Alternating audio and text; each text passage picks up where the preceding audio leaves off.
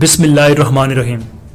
Islamic serial کی اس video میں ہم آپ کو بتائیں گے کہ ارطغرل کے کس کارنامے کی بنیاد پر اس کو سلجوقی سلطنت میں پناہ ملی اور سلجوقی سلطنت کا سلطان علاؤالدین ارطغرل کی کس بات سے متاثر ہوا تھا۔ جب ارطغرل کے باپ کا انتقال ہوا تو اس کے بعد اس کا کئی قبیلہ منتشر ہو گیا اور لوگوں میں نا اتفاقی پیدا ہو گئی۔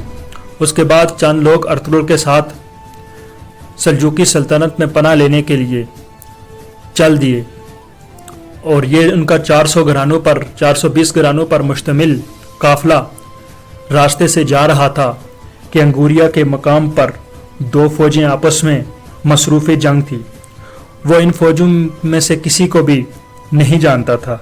یہ دیکھ کر کہ ان میں سے ایک تعداد میں زیادہ ہے اور ایک تعداد میں کمزور ہے، آگے بڑھا اور جو فوج تعداد میں کمزور تھی اس کا ساتھ دینے کا فیصلہ کیا اور ارطغرل کے کئی قبیلے کا ساتھ دینا تھا کہ جنگ کا پانسا پلٹ گیا اور جو تعداد میں فوج کم تھی وہ جیت گئے اور جو تعداد میں کم تھے وہ میدان چھوڑ کر بھاگ گئے۔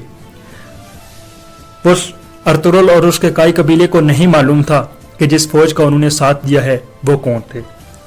وہ فوج سلطان علاؤالدین سلجوقی کی فوج تھی جسے تاتاریوں کی ایک بڑی فوج نے گھیر رکھا تھا، اور اس کے بعد جب سلطان علاؤالدین کو پتہ چلا کہ اس طرح ارطغرل نے اس کی فوج کا ساتھ دیا ہے اور اس کی فوج کو ایک شکست سے بچایا ہے تو وہ اس سے بہت متاثر ہوا اور اسے سلجوقی سلطنت میں پناہ دے دی۔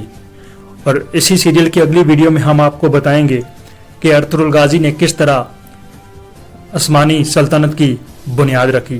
ہمارے چینل کو سبسکرائب کریں اور بیل آئیکن کے بٹن کو دبانا نہ بھولیے گا۔ بہت بہت شکریہ۔